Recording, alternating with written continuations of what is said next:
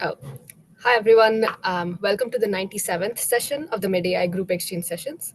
And this week we have Adam Yala from UC Berkeley and UCSF here with us to speak about their work on AI for personalized cancer screening. So Adam is an assistant professor of computational precision health, electrical engineering, and computer science at UC Berkeley and UCSF. And his research interests lie in developing ML for personalized medicine and translating them to clinical care. He has a specific focus on predicting future risk as well as designing personalized screening policies. So, thanks so much, Adam, for joining us today. And I guess before we get started, do you have any preferences on how you'd like to take questions? Is it okay to Please interrupt you? Or? interject. Yeah, Okay. please do. It's more fun than I know the talk, so it's a discussion is more fun than anything else. Okay, perfect. Yeah, I guess let's try to make this session as interactive as possible. But given that we might be slightly larger than we used to before, so maybe people can either raise their hands or ask questions on chat in case there are like too many questions going on. So let's try that out for today. And without further ado, let me hand it over to Adam. Cool. Sounds good. Thank you so much. And a quick thing on just question format, if there's if someone could basically monitor chat, because I won't be able to see chat easily while talking, and so yeah, we'll figure it out. Cool. Yeah, Without absolutely. further ado, let's dive in and get started.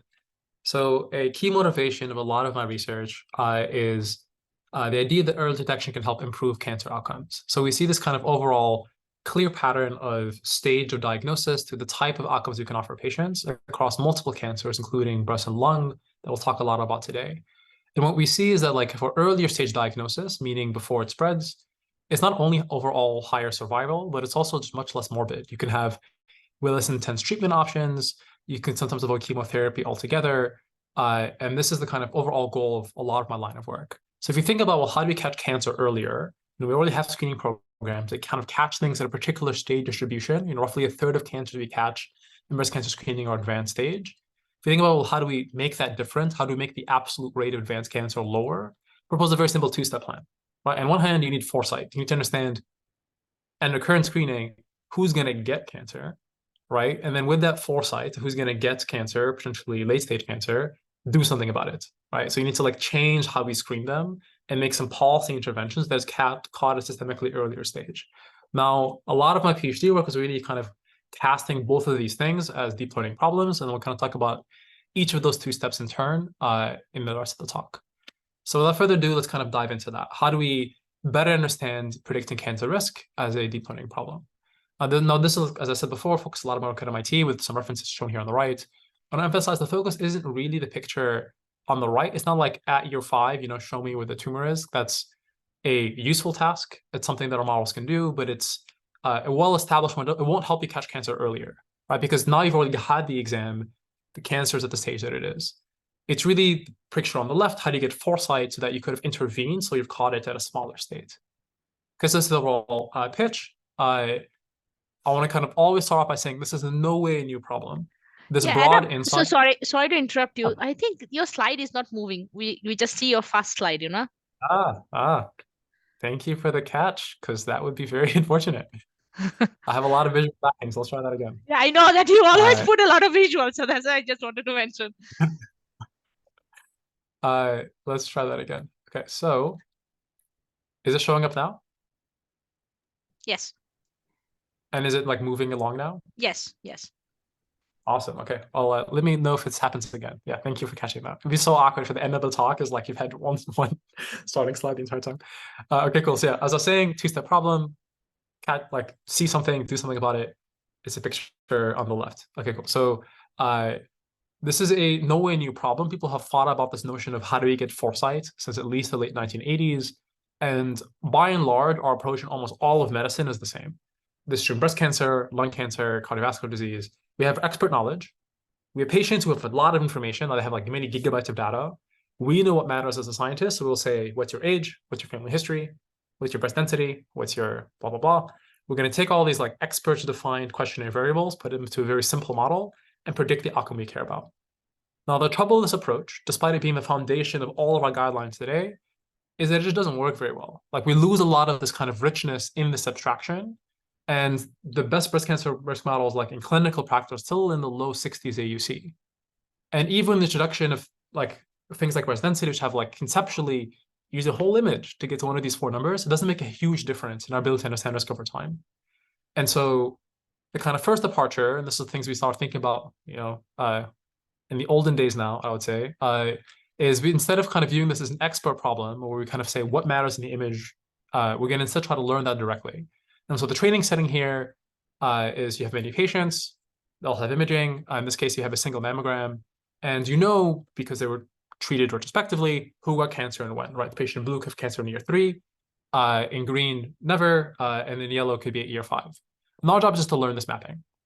Now, before kind of going to some like the methodological details, like some of the highlights I thought were the most interesting and the most useful, I want to kind of walk through the results, the ongoing kind of clinical implementations that we're working on, to kind of highlight how improvements in the space can be useful and like why one should care and listen to the next like 10 minutes of the talk. So without further ado, just kind of jump into some like overall results highlights and then like some of the clinical implications. So on the left-hand side, I'm showing you here kind of overall rounded out kind of 5-year AUCs on the MGH test set when you originally built it. So Tyrkisic here, the bar in blue, is the classic clinical model of like questionnaire information of like maternal, cousin, family history of ovarian cancer, at what age, like very, very detailed. It's like 60-something questions. And all of that together still gets you in this kind of ballpark low 60s range. And so that's well in line with other things in literature. Mirai, in this analysis, I think this was without any, just the image, gets you to roughly 76. But if it was one center, maybe it's a fluke. Like MGH could be weird. Maybe different centers with different kind of protocols could be very different results. So it's very, very important to us to find collaborators globally to help make sure that models actually work, and it's not just some kind of fluke. So we're very, very lucky to collaborate with folks from all over the place, including with Emory and the Emory group to validate with what is now the embed datasets, with Karolinska, Maccabi, CJ Mage, and Barretos. And across all these different settings, we saw consistently more or less the same kind of overall performance, which convinced us then now actually there really is something here. So now if I show you just overall AUC performance, the very healthy question to ask is, so what? AUC, whatever. It doesn't imply anything by itself clinically. And so I want to talk a little bit about the immediate use cases we've been working on right now, the basis of ongoing prospective interventional trials, and what kind of results we expect. So the first thing we looked at in this kind of like get foresighted intervene world is supplemental imaging. So we already have programs. If we think someone's very high risk, we recommend them MRI. We have evidence showing that if you give people MRI, it can reduce the rate of advanced cancer by roughly half. It can reduce the interval cancer rates by 85% from a dense trial in the Netherlands. And if you think about the efficacy of such a program, you want to say, well, if I give someone MRI, I want the right people to get MRI. People are actually going to get cancer. And so we did some analyses in the paper showing that if you have the same cohort of people offering MRI, we should get roughly 70% higher cancer yield by using a better risk model. Another way to look at that is if you look at the way the models disagree, when we call someone high risk versus the standard of care, in all the disagreements, you actually get a much higher probability of cancer with our risk model than the standard of care. So this actually leads to an ongoing clinical trial at UMass, where we're looking at very high-risk patients by the risk model and inviting them to MRI. And our primary endpoint, the thing we're trying to change, is how much more cancer yield can you get by using a better risk model. So this is both better early detection in terms of net volume for less screening cost. The two other kind of workflows I want to briefly talk about. One type of intervention is being studied that was originally studied by MGH with some similar studies in Kaiser Permanente, is how do you use the fact that you know someone's to kind of get better screening engagement. And the last thing I want to briefly mention, I forgot to draw the figure for it, is we're also looking at doing some same-day biopsy kind of workflow in which we change how the screening workflow works based on real-time risk assessment to basically minimize the time of someone coming in to them knowing the diagnosis. You have to avoid waiting weeks, especially for places that have a hard time kind of getting patients back in for their workup. Okay, so this is kind of a snapshot of the different kind of clinical things we're doing with the model. And there's actually a larger network of hospitals we're working with as part of what we call our Welcome Trust Network to explore different use cases in Saudi, in Nigeria, and all over the world to kind of bring this to bear. So we talked a bit about the results and the kind of things we're using the model for now. So I hope I've motivated this enough to justify telling you what the model actually is and what we did to make it happen. So by and large, MedAI is just a deep learning model that takes into account the 4 standard views of the patient's mammogram. So you have left, right, CC, and MLO. So CC is like different angles of the breast. So you have these 4 images, and we're going to process all of them to predict risk over time. Now, when I say risk over time, it's a cumulative probability distribution. So it's the probability of cancer within 1 year, within 2, within 3, 4, and 5. And so this is our overall problem. So how do we learn that mapping? Now, under the hood, you can, like, the approach here was just like a combination of ResNets and VITs. But in training this for this overall objective, ran into a couple of key problems I want to kind of talk about today. The first problem was dealing with device bias. So when originally trained this is with MGH, even with a single manufacturer, namely here Hologic, we have predictions across 5 different time points. If you just project those into 2D, you see that the predictions are like clearly separable by which machine the thing got taken on. Now, clinically, there's clearly nonsense, right? You would not want to say you qualify for an MRI because you walked into the right side of the room, and you don't because you walked into the left side of the room. Like, you just would never want to have that. So this was like a cold, hard stop for clinical relevance. But the fact that you can kind of easily see this change means you can measure it, right? Like, it's what that meant then is like, okay, well, if we can measure it, we can have that be a computational process. So you do something called discriminator that looks at the mouse representations, looks at the prediction, and then just predict which device did it come from. And if you run this predictor on this, on this representation, you see that this predictor gets an AUC of like 84 or something. So it can pretty easily separate out which device is which. Now, when we're training a risk model, instead of just saying predict me risk well, we're saying predict me risk well while maximally fooling that discriminator. And by doing so, what we find is that we can actually fully eliminate this device bias. And now this classifier at the end actually only gets an AUC of 50. And so what this meant then is like, not only did this kind of, maintain performance, but it also meant the calibration was consistent across the 2. And so we don't have to worry about which side of the room a patient happened to walk into that day. This is kind of the first piece that was really necessary for us to start doing the stuff with MGH. The other problem I want to talk about is the way that we think about risk modeling in itself. So risk modeling is, you care about the probability of diagnosis at multiple time points, right? Within a year is basically detection. Within 5 years, you can use for, yes, come on. Yeah, I want to have a quick question, Adam. Like, since you are jumping on the next topic, but I just wanted to touch base on the previous one, the adversarial biasing that you presented. So here, actually, it seems that you are actually debiasing the model on these 2 different device setting, right? But when you are doing this kind of like multi-center trial, probably you don't have all the confounding objectives beforehand. So how will you deal with those confounding objectives which are unknown? So this is a great question. So in a way, we're a little bit lucky in the sense that there's a huge amount of like nearly monopolistic behavior in the market of mammography machines. Mm-hmm. So these 2 devices, which are available at MGH, are both from Hologic. Hologic reports to have 90% market share. And so in almost every center that we've spoken to and talked to, they have basically just these 2 devices. Right. And so by addressing it here, it's been able to scale further out. Right. Now, for this one, you are lucky, right? So like but there can be, yeah, like for Haldol confounders, that's a bit TBD. So I have ideas on how to address that. And the kind of framework I've been thinking about is test time training. So this is a little bit of a tangent, but I can like briefly talk about it. If you think of the model as 2 parts, feature extraction and then doing prediction post, if you have a self-supervised learning backbone to kind of learn what's a good feature extraction, then you can look at your self-supervised loss at test time in new settings. Right. And then there's kind of a meta process of, can I adapt then if I know that my SSL loss is unexpectedly high, and can I learn to abstain? Right. So I think this is a rich area for methodological exploration. Very happy to chat about it and explore, but we don't solve that at all here. So we're always, every time we go to a new center, we first test it retrospectively with their data, make sure things are behaving well, and then go forward. And we never start without doing that retrospective test first, because maybe they're the 1 in 15, like that does something weird that never saw coming. And I don't want to start something without actually knowing that it works. Right. That makes sense. Thank you. Good. While we're on the topic of questions, could I ask something real quick? Please do. Cool stuff as always. One question related to your original point about the trials, and this is by no means an original question, but of course you're looking at detection as the endpoint. Do you guys have any plans to look at like actual sort of patient outcomes related to like interventions arising from screening as an Yes, endpoint down the yes, line? that is that you're gonna perfect. collect, all Yeah, that sort of yeah, thing? yeah, yeah. So, perfect. So let me go back to that slide to kind of showcase this. So really the bottleneck here is just money. The trial I want to run is show me reduction in absolute advanced cancer rate, right? And then I can track both the harms, was like biopsy rates and the things associated, advanced cancer rate in absolute terms, the associated morbidities, and show a cost effectiveness improvement.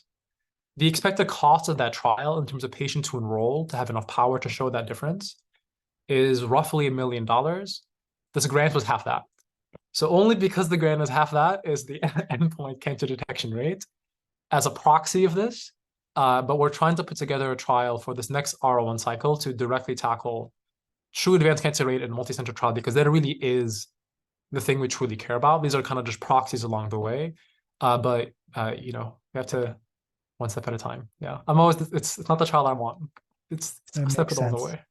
And that would also be a response to what I'm sure is the second most commonly asked question, which is something about the incidentalome. And, you know, are you just picking up additional things that aren't really serious, and maybe it's better off that like some of these people didn't get sort of flagged, et cetera. But cool, makes sense. Yeah, I think that's always a great question. I think there really we just have to follow them long enough to say what's the absolute advanced cancer rate, because CDR doesn't let you do that at all. Yeah. Cool. Thank you for the great questions. So moving into like the second methodological bit that I thought was really important, and really we reuse this all the time, is the way we model risk over time. So if you think about what is risk over time, you know, we have some time points when you're looking at really something like detection, we're really looking for is where is the cancer? You have some things at year 5 where the negative label is simply not that, right? It's something else in the image, and you want to have the flexibility to learn different things from the source signal to enable those different ranges of predictions. And so if you do something like a Cox proportional hazards model, where you say, I only have one kind of predictor that can kind of come out of my model, it does not work in this image setting. We have ablations to show for that. It's really poor performance. So you need the flexibility to say that detection is not the same thing as risk, but they're related consequences. And so the way that we do that, we build this into the architecture itself. So what is 5-year risk? It's 4-year risk and something else a little bit in between called the marginal 4 to 5-year hazard. And what's 4-year risk? Well, it's a 3-year risk and something a little bit more in between. So we can kind of take that insight and put it in mechanistically into the model. So the model literally predicts baseline hazard, probability within 1 to 2 year, within 3 to 4 year, et cetera, to build this risk curve. So it's monotonic by construction.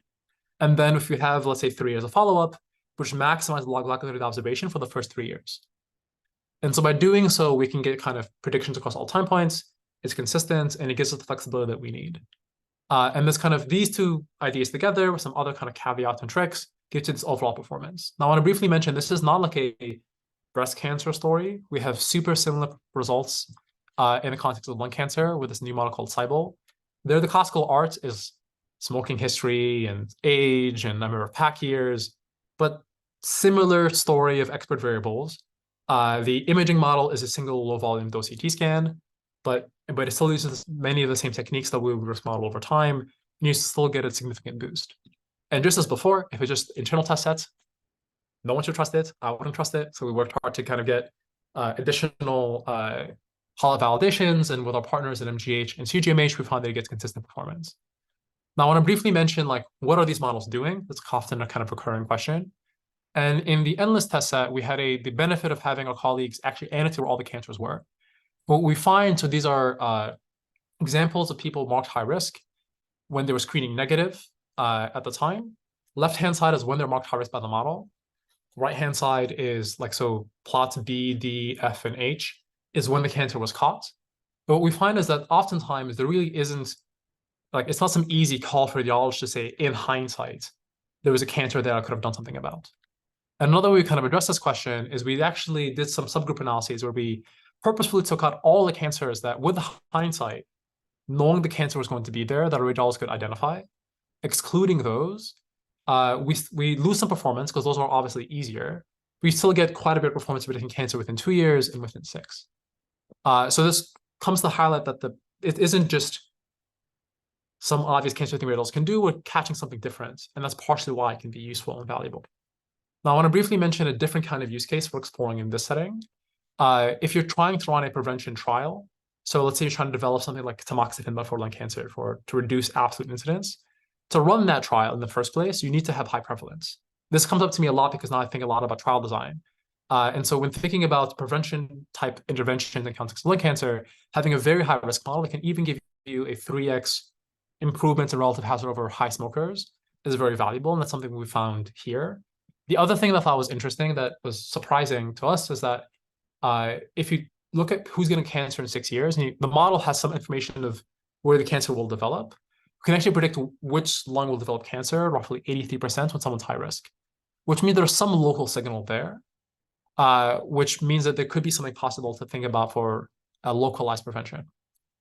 Okay, so that is the first blurb on the risk picture, but I want to pause because I can speak like a blah, blah, blah, blah. So I'm going to pause and see if there's any. Yeah, just I actually. sorry. Go ahead. Sorry. No, go ahead. Go ahead. Okay, sure. So I had a quick question. If you go back to, I think maybe one slide. Yeah. So when you exclude the cancers visible in hindsight, what exactly are you learning from the image? Because like that's pretty hard to correlate with risk if you do not have any other, like what in your opinion is actually causing the model to actually get.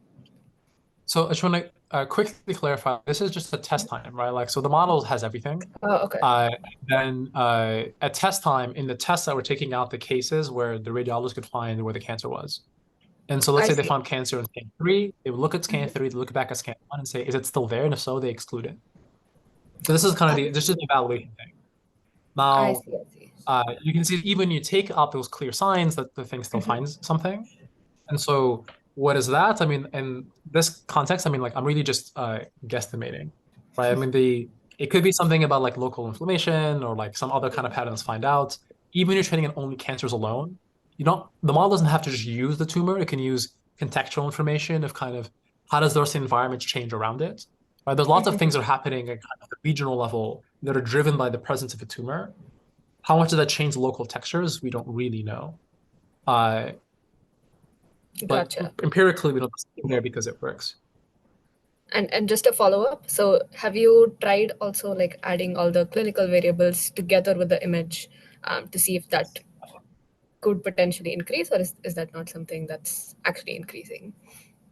It does give you a small boost in performance. Smoking history type factors are more complementary to these models than things like than the breast cancer picture. Now, the caveat there is that it's often quite hard to get reliable smoking information. So like whereas like models like Tyrer-Cuzick and Gale model are kind of widely is a strong word. They're more implemented in breast imaging. They're like Pelco was really poorly implemented in lung cancer screening because many people don't report how many PACURs they have. There's some stigma associated to it. So getting that information is a bit harder. Like there's some kind of things in the way to that. And so we focus our evaluation kind of the way we're trying to do dissemination as purely image-based because the questionnaires are a hassle. Got it. Okay, thank you. Adam, oh, sorry, go ahead. Yeah, just a small question. Yeah, how are you localizing MedAI's output? Like, how do you know this is where the model looking at? Are you looking at things like GradCam or? I mean, how do you localize that area? Yeah, so for MedAI, we don't have built-in localization, but Cybele does. So Cybele's backbone is like a 3D ResNet that has a 2-part pooling strategy. On one hand, you have kind of like a global aggregation to get context. The other one is attention pooling. So you attend over the image, and then you kind of combine the two to get overall prediction. Okay. And the attention is actually supervised with a where will the cancer be loss kind of thing, where sometimes we only know it's going to be left or right. Sometimes we know exactly where it is because it's like because the radiologist found it. And so we have this kind of variable strength supervision that's put into supervised attention. And then we just look at the attention map directly because it's designed. So I think, Adam, in that case, actually, your MedAI design and the lung cancer design is slightly different because in the MedAI design, actually, you had an encoder separated from your actual model when you are actually combining all the 4 views. But in the lung cancer poll, you have just one single 3D volume, right? So you directly have one single end-to-end model. Yes, yeah. Now the reason there is because when we built MedAI, which is now almost like 4 years ago or something, Right. we were course. we were GPU 4, so Right. GPU was 11 gigs. Getting Right. anything to train was just like Right, I understand. By the time we built Typal, we had A40s, and so like 48 gig GPUs, and things would just fit, and Right. like life was just easy. So Yeah, one thing I was curious, like, but why you use the non-contrasticity? we wanted to do low dose because that's just the standard for screening. We want to do low dose, no contrast because it's the most minimal thing. We have other projects where we're trying to basically take out the need for contrast, because if you can avoid it, you can avoid having a nurse to kind of look for symptoms and this kind of stuff. You can make the exam time shorter, and it's just what's recommended. So did you try the device debiasing on the city part or not yet? Because city we found actually that have a lot of variation on the device. We found that the biggest variation that impacted model performance was slice thickness, Okay. and Makes not sense, like yeah. many factor within slice thickness. And very simple like voxel resampling was sufficient to resolve that. Okay. So marginal gains over that didn't seem to matter. Okay, makes sense. Any other questions? Okay, cool. And then we can keep going through the World War tour. So part one was just how do we get better foresight? And this has some immediate clinical implications, or you can think about how to do supplemental screening, same-day workups, and whatever. But I think there's really an opportunity to be a bit more ambitious in how we think about screening in general, and to really think about how we do personal screening policy design. And this is going to be the focus of part two of the talk. And so we have a recent paper here in Nature Medicine about viewing this as an oral problem. So let's dive in. By and large, screening today is different from country to country, different guideline organization, it's its own can of worms. But we tend to tell people to do the exact same thing, right? You have the woman here in blue, green, and orange. As you might imagine, they have different mammograms, different inherent risk profiles, and we'd all tell them come back every year. Now, the trouble with that is that even though they're coming back every year, they can get very different outcomes, right? The person in blue could have had a later stage diagnosis. Roughly 1 in 3 breast cancers is caught at late stage. So that's unfortunate, and for them, we would have wanted to have something better, something earlier. The person in green could have had nothing at all and simply had a hassle throughout and some discomfort through the process. And the person in yellow could have had unnecessary biopsies and a lot of trauma and harm through that process. And this kind of captures like the simultaneous challenges in every screening program. On one hand, you do have late detection. Not everyone is saved by screening, and there is opportunities and kind of calls to action to do better for those patients and to catch things systemically earlier. The advanced cancer rate is still higher than we want it to be. At the same time, there's lots of valid criticism that there's too much overscreening. Many people are harmed by screening who will never get cancer, they only get unnecessary procedures and have a lot of unnecessary harms as a cost of that. And because we tend to have single one-size-fits-all screening, and there's slightly different epidemiology of cancer across different groups for reasons we don't always fully understand, having a single age cutoff like screening starting at age 50 can itself be a cause of some health disparities. So to solve all three of those problems, both better early detection, less overscreening, more equitable screening, there's a kind of natural holy grail. You want to tailor the screening machine to individual patient need, right? You want to say, patient blue, who was going to get a late stage cancer, do something about it, give them the most sensitive option and catch it earlier. Patient green and orange, who have different risk profiles, have different risks of harm, screen differently to best kind of match their actual risk and benefits. So this is the kind of where we want to get to. This is the kind of the convergent goal of personalized screening. Now I want to kind of talk about, well, how does screening policy design work today? Like, how do we currently reason about these policies, and will this process ever get us there? So right now we have many competing different guideline organizations. We have NCCN, we have US Services Preventive Task Force, which I can never pronounce, USPT, whatever. We have ACR, we have ASCO, we have a bunch of others. We have these expert panel meetings, which have their own criteria of how they come together. It's opaque. They meet some every 2 years, some every 5.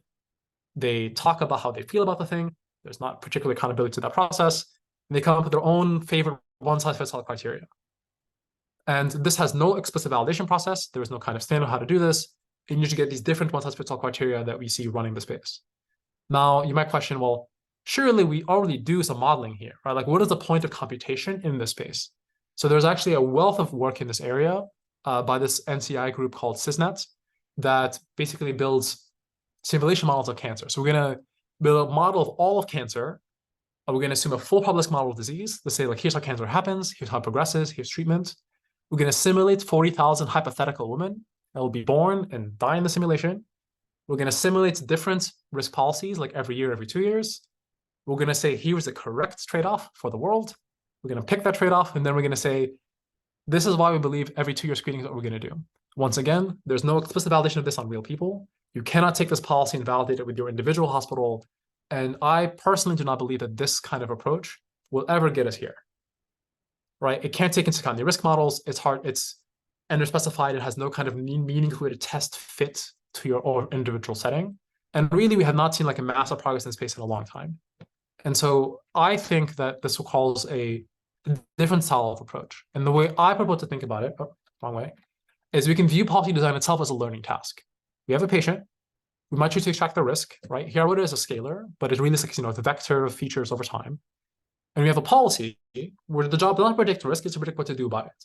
Come back in half a year, 2 years, whatever. And we want to maximize motion of reward, which is kind of weighted trade-off of early detection benefit and cost. All right, so we're going to try to train a policy. Now, the key insight of this paper and this kind of idea is that is how we can actually do this as a format as a learning task. So if you think about how we can, you have a patient who's treated in hindsight, it's not that hard to say, for this patient who got diagnosed with late-stage cancer at year 2, with the power of hindsight, what would you rather have done for them as an individual? Right, so you have this patient in blue, they got diagnosed. You can simulate a counterfactual screening policy. This will come back every 6 months. Now, for this counterfactual policy, plug in your best possible cost estimator. Here I have something very simple, naive. I'm just saying mammography volume. We can say that the cost for this person is going to be 4 compared to original 3. You can say, give me my best possible benefit model. Well, the best benefit model is going to look at tumor size, tumor stage, the plug-in growth, or whatever. And here we do something very simple. It's not good enough. It's just month delta. But to kind of prove the concept, you have some benefit estimator. You put in whatever you want from the kind of the CISNET world. There's people that get cancer in hindsight. You can do people that never get cancer even more easily, right? Benefit de facto is 0. You cannot be helped if there's not going to be cancer there. Cost is just easy to estimate as before. Now you can do this for your entire population over time. Now you can measure the effect of a policy over time, which means you can train a policy to optimize this desired trade-off across your entire screening population. Now, there's a couple kind of key ideas to make this actually practical, and I want to talk about them to kind of like flesh out the methodological picture. The first idea is, how do you actually do rollout simulations, right? In this setting, our policy taking input risk gives a recommendation. We don't know the risk at every time step for all the models. We just don't get that questionnaire. So in general, this problem can be very hard. You need to do offline RL. In practice, for both MIRAI and for TARA-QSIC and the models we're looking at, the temporal progression is actually quite smooth. And so in this case, we train a model to infill those kind of missing progressions with another neural network. We kind of validate and hold our data sets and make sure that we're stable in kind of choices of that model to kind of fill in our simulation framework. So that's the first piece, right? So you have this thing, you kind of infill missing steps, so you can get full retrospective rollouts. So now that you have this, you can say, I have a full online RL setting. I can train policies, interact with the environment to give me the best reward. The next step is, well, how do you actually train the policy with this very rich resource? The first idea that I had was, well, I have hindsight. I can say exactly what's the optimal policy in hindsight, right? It's skip all the negative screens, get the perfect screen for early detection, call it a day, right? And you can imagine training a policy in imitation learning to copy the best possible move. Right, everybody follow me here? Like you see, in hindsight, the best possible actions, supervised learning, copy the best possible actions. Can I ask a quick question here? Yes. Is the best policy really always known in hindsight? Like, is it basically just screen? Like you can think of, do I have to screen 4 times, or maybe I should screen every 6 months? Like, how would you determine what's the best in that case? Yeah. So the general case is, it depends on your reward function. But your reward function, there's not that many actions. So you could even just enumerate all the actions for this small trajectory and get what gives you the maximum reward. Now, given the structure of my reward function, this is very easy because my notion of cost is just mammography volume, kind of assuming biopsy risk is proportional to how many mammograms you get. So for that, it's just basically every screen that captures nothing is a screen you could have skipped. So you can kind of skip those and then give me the screen that then maximizes the benefit function. So in this case, it's very easy to find this in hindsight. Is there a sorry? For late stage detection in even in the hindsight cases, like what's the best policy? Do you assume just that the best policy would have been to screen 6 months earlier if the cancer is detected at a late stage? So I'm going to answer this in two parts, right? Mhm. There's the best in general, and then there's what we did in this paper. Okay. Best in general, right? If you know details about that cancer, Mhm. you can apply your best analysis model what would have happened if you caught it earlier, Okay. right? So let's imagine you have a 30-centimeter cancer, it has particular molecular markers. We have growth models that CISNET uses for all the kind of simulations. Here's how much I would expect prognosis to change if I identified it 6 months earlier. Mhm. You don't actually know if you're being caught, so maybe you can downweight that benefit by the probability of being caught. So you can kind of do this in this setting, and it's the application. So that is so you have something. It's not perfect, but it's as good as any simulation we do to justify current screening. Okay. What we actually do is we say there's a maximum month delta that you could caught something earlier, set arbitrarily, and we test sensitivity to that assumption. We just basically sweep over what that number is after at testing time to make sure that our results hold no matter what that value was. Okay. Makes sense. Question on the CISNET model. Yeah. I mentioned earlier that sort of it wasn't validated. You can't validate it on your own population, et cetera. Did you mean that like it's not validated on data at all, or like it's just not personalized to specific people? I mean, so CISNET is a probabilistic model, so you can kind of validate, like, I have what's my expected incidence of advanced cancer.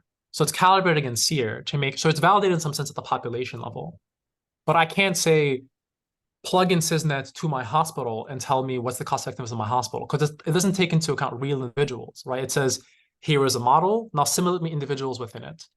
So this kind of machine learning paradigm of like I am the test sets running on it, it doesn't do that.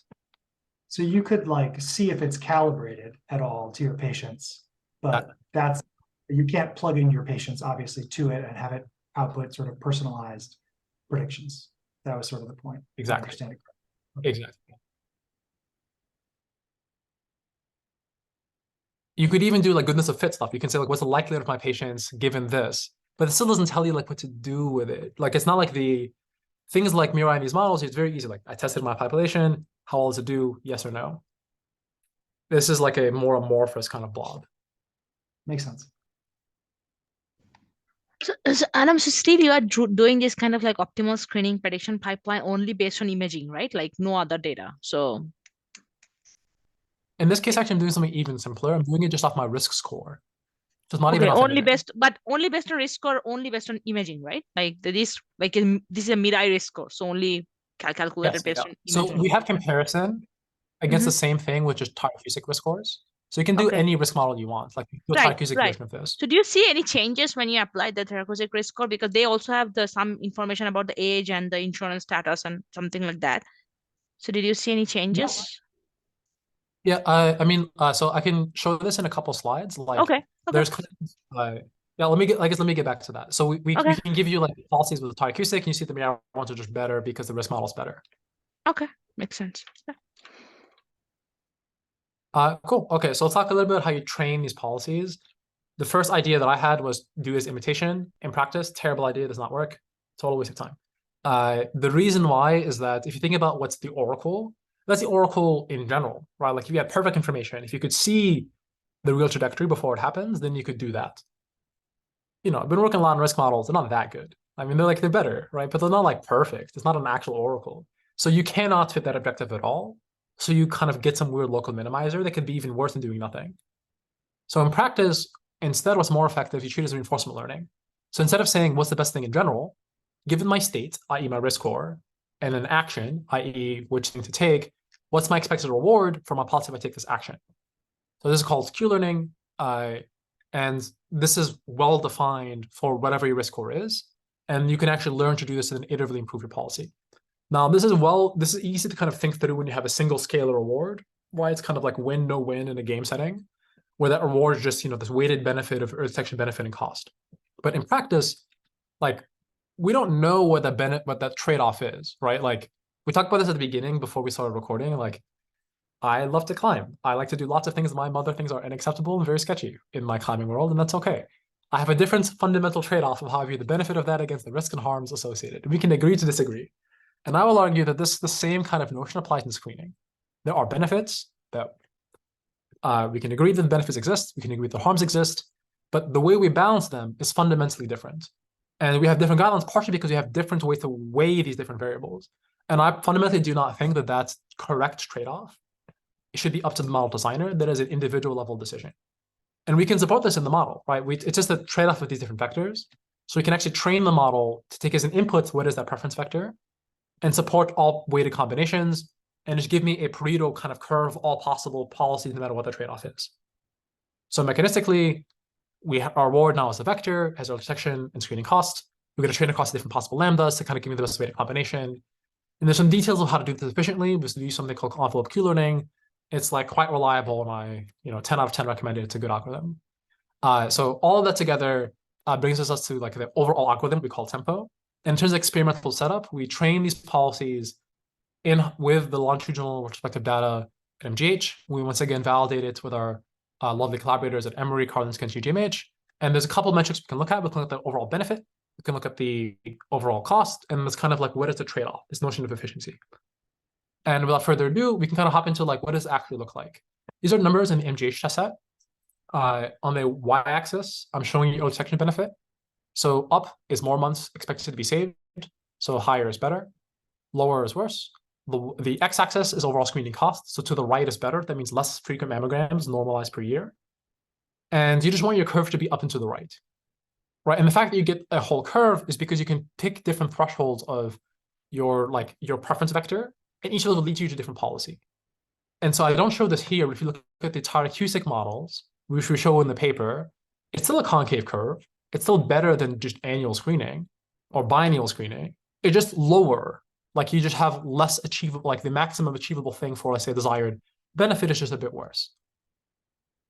And so what you see here, like to kind of make it concrete, if you want the early detection benefit of annual screening, then we expect to be able to do that with roughly 25% less screening in the simulation. And supervised MIRAI here, that purple dot, if you do Oracle, like if you predict the Oracle, this kind of supervised learning baseline, it's not even better than non-personalized measures because it tries to copy something it can't and it gets you to a really poor optima. Now, this kind of pathway, I think is something that's actually very appealing because you now can test things. So like you don't have to just trust, will this thing generalize to my data, right? You can take this model, you can run it on your own longitudinal data set in your population. You can figure out which operating points make sense, what are the right bounds, pick a thing, you now have a basis for a trial. So to kind of summarize this part of the talk, what I hope to convey is that we can think about learning personal screening policies, not as like a fix all of cancer, how does cancer work? You just have to model individuals, which is a much smaller problem. And then for those individuals, then apply whatever models you need to do to estimate benefit and cost. This framework is applicable with arbitrary notions of reward. So the better you estimate those things, the better the estimate, the better the policies will be. And the better the risk model, when MIRAI 2 or 3 or whatever comes out, the better this kind of curve of achievable possibilities. And if we do this, we can get both simultaneously better early detection and less overscreening. So this kind of closes this bit of the work. I want to, but I guess before I move on, because I'm always talking like a blur, any questions or thoughts before I kind of get to the what's next kind of bit of my talk? One quick question. So in the RL problem, the state is just the sort of scalar risk, or were there other sort of things that make up the state? So I actually include the risk vector. So this is the risk within 1 year, 2, 3, 4, 5 year. But in principle, it could be anything. You just have to make sure you can like look at the progression, because we did as an online RL problem. If you can't do the progression, you can do offline RL, which gets a little bit more tricky. And evaluation gets a little bit more tricky, but that's what we did here.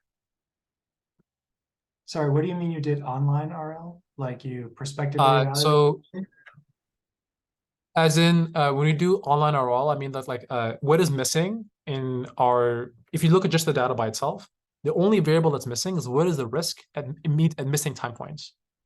So you can't say what is the action from the missing time point. So in our setting, because the dynamics of risk scores are so smooth and so easy to impute, we just infill that. And so we can kind of take arbitrary actions, evaluate the reward. By the choice of our reward functions, no matter what the actions are, like if you have a sequence of screens, we can evaluate what the reward is. So in that sense, it's much easier than a classical offline oral problem. So you're doing like sepsis management. It's a way easier CASA problem than that because the way the reward works and because what you're modeling under the hood. So all you need to do is kind of fix the kind of state transition dynamics. Yeah, so you basically believe in this case that you can, as you said, because things are smooth, kind of impute the risk across time, and then you sort of observe the state for everyone across time. You know also when people ended up getting cancer or not, and you have some reasonable sort of inductive bias on if I had taken some action, what would have happened? Because it's pretty simple. I either would have seen the cancer or not, that sort of thing. Yeah. Yeah. Like the usually offline oral is hard because you do not know what's the reward in observed states. In our case, it's pretty easy. The person got cancer at year X. Like that's a well-defined object you can model. It's not like a you have no idea kind of thing. And if they didn't get cancer, you can say any screen in between would not have made a difference. Makes sense. One quick question. So in this tempo model, is its actual output is supposed to be a policy. For example, in this example, you're saying 0.5-year follow-up, right? And then loss function is based on the cost and benefit of the suggested policy, right? But then if this policy is on a continuous scale, or it's like it can go from like 6 months, 12 months, 18, 24, or it's like a continuous. In this case, it's discrete. So it's intervals of 6 months from 6 months to 3 years. I think because that was the widest guideline that we found, because the UK does every 3-year screening. Okay. In practice, it's not use a 3-year recommendation at all because it's just never confident enough to recommend something in 3 years. Okay. Makes sense. But if the model was good enough, then it would use that action. But you didn't have in your policy, you didn't have the age of starting the screening, right? No, yeah, because we're assuming you have access to risk score because we're using MedAI. You have to have a first mammogram in that. Now, I do think it's a super important problem. I think you need risk models for that, just not database risk models.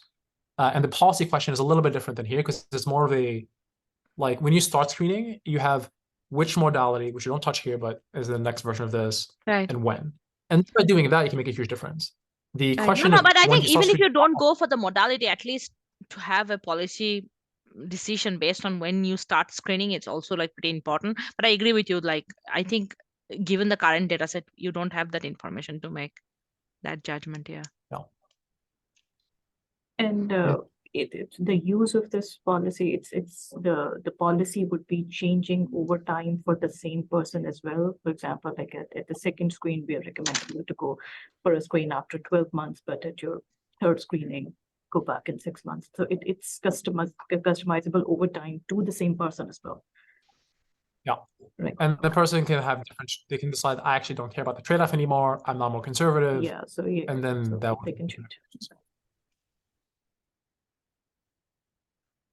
This is so one last question. And this is maybe a complication that's not a real serious complication. I'm just sort of curious what your thoughts are on it. You know, in the previous example, you had cases where you went back in time for someone who ended up with cancer later, and you found X-rays where they obviously had cancer then, but someone just didn't catch it. So I'm wondering, you sort of are assuming in this case that you have kind of gold standard labels for at this time point, this person had cancer, but there's actually maybe some noise in that. And have you thought about how that might impact kind of these results, either on the evaluation side or on the learning side? Yeah, that's a great point. So we talked a lot about this like in the review process. So in reality, like if you have a screen at some point, you do 6 months later, it's not, even if you can say it's visible there in hindsight and someone could have caught it, they would have caught it with some probability P. So really like every number here, like when you take the 6 month kind of things, it's kind of like a best case, and you need to multiply by some probability to scale things down accordingly because there's some chance of it being missed, even though it was clearly there. Right. So like, but I think usually this kind of the uncertainty of it. So one way you could do this is you can say probabilities of this, do like a Monte Carlo rollout to basically like spread out that expectation. But it's going to be very simple mechanistically. It's just going to scale numbers accordingly. Like it's going to just, all your expected rewards are going to go down by whatever the probability detection is. So I think like in terms of trends of efficiency is going to look the same because it holds for all methods equally. I think that, so that is one side of it. Like you have someone in your data set, you have the label that they have breast cancer at time T+3. And you say, even if I screened at T+2, maybe I wouldn't have caught it. And that makes sense. I was also curious, you might have people in your data set where it looks like they never had breast cancer. But in fact, in reality, they did. And it's just, you sort of have poorly labeled data. And you'd say here, the benefit of screening is 0 because there's no cancer to catch, but maybe you're wrong. Now, I'm not saying there's a way to solve that. I'm just sort of curious if that's something that's come up. Yeah, so as well. we thought of this as well. In a way, like we use that the fact that there's yet another negative screen is the way that we say the screen is negative. Okay. So let's say like I have 4 years of data. Years 3 to 4 is me confirming the year 1 to 3 is valid. The 4th year I can't use because I don't know if they have cancer at that time point. So this is kind of the way we check against it. Now it's possible to still have cancer. It's just slow growing and it isn't symptomatic and you won't get caught when the thing comes up. I personally accept that. I think that's fine because that's like the overdiagnosis question. If it's not catchable at all within the standard of care, given some long period of follow-up, even though they're getting imaged, then it's my imperfect answer. That makes a lot of sense as like a definition of what constitutes you sort of really having cancer is like, would someone catch it in 6 months from now? That makes sense.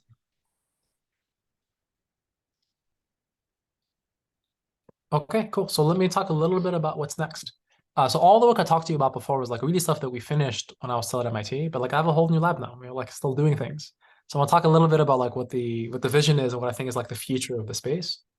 On one hand, I think there's a huge room to have better predictive capacity. We talk a lot about predicting cancer risk, but by and large, for different outcomes we care about, be it risk, detection, treatment effect, our current best-in-class AI tools use a tiny fraction of the available data. Like if you look at like so I have another way to kind of visualize this. Like if you view like a bunch of my PhD work, we went from bits, you have like whatever 50 questions you want in your questionnaire, way less than a kilobyte. And by going from bits to megabytes, you can get, this is kind of the focus of many of the papers, you can get much better predictions over time. But standard of care is not bits, it's many gigabytes, right? Like a single person over time can have many images over time. You have sometimes tomo, you have maybe a negative biopsy. And every bit of this information, which is gigabytes large, tells you something about the patient's health. And we should use it to tell them something useful, be it their risk, be it their treatment response, the risk of overtreatments, or what have you. And right now, current tools cannot do that. And I want to kind of put this like, what is big data in perspective? So if you look at like our current best-in-class models of like what we consider big in the literature, like the newest GPT-4 can process 32,000 tokens. If you're philanthropic, you get 100,000 tokens. A single CT scan is 1.6 million tokens. And that's just one. And you want to get like many. And then a pathology slide is billions of tokens. And you simply cannot model the complexity of cancer in the actual version of the data that you have with like VITs and current architectures. And you need different learning algorithms to get there. And this is a kind of a key focus of my lab. And I hope that by kind of moving to the setting in which you can actually capture everything, we can get another leap of performance. And the better the performance, the more the use cases are actually possible. That's kind of one part of the picture. Sorry, the animation is too slow. The other bit, beyond just getting better predictions, is better control. Like I've said this, like the predictions are whatever. You need to do something with them. And our capacity to do better decision-making is really just its infancy. On one hand, everything I showed you in our picture was looking at it from risk scores. That was like a strategic decision of easy communication. Practically, why even estimate risk? You should just estimate directly from imaging what's the benefit and cost. You can do policy design directly from the signal.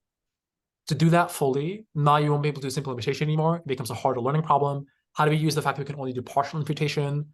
How do you kind of better understand the causal effects of these different interventions from the world trajectories? More tight integration of the knowledge that we do have, it's being imperfect, and kind of efficiently capturing what preferences we need to get from the patients in a real world setting. And so I think that broad space of how do we get better control of the disease, given our best in class predictions, is something I'm also think is super exciting. And to kind of close this bit, what happens is all succeeds, like what is the kind of dream at the end of the tunnel? I generally think that across multiple places we already have screening, like breast cancer, lung cancer, colorectal cancer, we have a chance to really reshape how screening works to make it fundamentally more effective. Way less screening overall, less cost and morbidity associated, clear versions of benefits, so that people kind of come in and say, should I get screened? It's not like you look at a trial from the 90s, that some average effect that maybe is true, maybe it's not, who knows. You have an individual estimate of benefit and costs, you plug in your values, you get a recommendation that makes sense. And I think this world is achievable in places where we already have screening. And the better risk modeling, not off imaging, off things like AMR and these kind of other kind of covariates, we can start getting high enough pretest probabilities to make screening possible where it currently isn't. Right now, if you look at patients below 40 or 50, it's too rare to say who should get screened at an earlier age. That's a risk modeling problem. If you look at pancreatic cancer, where almost everything's called late stage, we can't screen because it's too rare. That's a risk modeling problem. And there's lots of things that as our capacity gets better, we can kind of make new things possible, both for screening, that then leads itself to both for prevention and therapeutic development. And with that is my spiel. That's what we're trying to do. Awesome. I think this is a great talk. Yeah. Thanks so much, Adam. And yeah, I guess before we start the questions, let's give a round of virtual applause for our speaker today. Yeah. Thank you, man. I guess the floor is open for questions. I can actually get started. So this is more of a thought question rather than something pertaining to what you said in your talk. So have you, is genomic data kind of something that can give you have like certain estimates of, oh, if you have this gene, you're just one. So is that something you would potentially plug in to your existing pipeline? So the audio is a little choppy for me. I think there's a slight glitch in my internet, but let me just repeat the question to make sure. So I believe you're asking, is there a way to kind of incorporate rich genomic data, like whole exome sequencing, this kind of stuff to make the pipelines better? Was that the question? Yeah, exactly. Sorry about my audio. I don't know what happened. Yeah. Oh, it's all good. It's likely on my side. Berkeley Wi-Fi is not the most reliable. So broadly, the answer is yes. I mean, we didn't do it here because it just has historically been not super available. That is changing. Like as costs have gone down, just more sequencing has been more available. And I think that like people have tried doing kind of SNPs type additions to these kind of models before. I believe Celine's already done this in terms of adding with MedAI. It didn't make a massive difference. And I think that, but there's room to be more rich in that. Like SNPs have don't take into account that a mutation changes the shape of a thing. And there's like, I believe there's something like the large protein language models, but in functions of genomics, should be able to kind of get maybe more signal than we've probably been able to catch off the SNPs alone. So I think there is a huge space to, I don't think we've hit the kind of plateau which genomics can offer for this kind of question. And it is likely orthogonal and complementary to what we see in, or at least partially so to what we see in imaging alone. And so I'm not ready to say that it's that there's nothing to be done there. Probably much more. Or just that getting data historically is hard.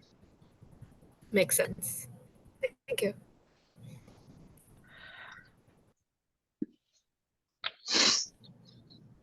Any other questions from our audience? I think I have another question. So I understand questionnaire data it's incomplete. It's hard to curate. But have you thought about combining your risk scoring with, let's say, already collected EHR data? I mean, EHR data can have information about even demographics or vitals or comorbidities, even medication. So any thoughts about combining your imaging data with that, which is already available? Yeah, so it's 100% on the roadmap. So actually, we had a project that I eventually gave up on, but led to a paper in Nature Medicine that showed if you want to predict pancreatic cancer, you want to make it practical, you need like a relative hazard of like, say, 20 or something. And the kind of clinical standard of like the clinical best hypothesis today is late onset diabetes, so diabetes starting greater than age 50 with rapid weight loss is kind of like the best known risk marker for pancreatic cancer. That only gets to a relative hazard ratio of like 2 or 3. So like nothing close to enough. If you look at just the AHR, there's diagnosis codes over time, so very limited. This is trained on Denmark. We got up to relative hazard ratios of like roughly 10. So not quite enough, but there's like a lot there. And this was a huge surprise to our collaborators. So I think there's really a lot to do there. The challenge is, so the challenge why I didn't do it originally is because we didn't have access, because I was at MIT, getting access to even images was really hard, getting access to images and EHR stuff was like an old can of worms. So that's a logistical kind of concern. A more deployment concern, something I think about now, is that if you have an image-based model, an image is an image. It means the same thing no matter where you go. It's easier to expect, especially now we've kind of seen it over and over again, that it can generalize without too much hassle in our current kind of pipeline. The EHR is not like that. What does diagnosis means depends from place to place and the insurer and like what's the default value in the form and like so like the portability of that is one of the more challenging. You don't expect it to fully generalize from place to place. So how do you get external validity that's not a fluke is more challenging. And so I think it's a thing we need to solve because so many problems rely on that. And it should be complementary to what we have. I think it's like a clear opportunity to do better. This is going to require some serious methods because it's not as the validation process is not as trivial. And that's the most important thing of any kind of development process. Thank you. That makes sense.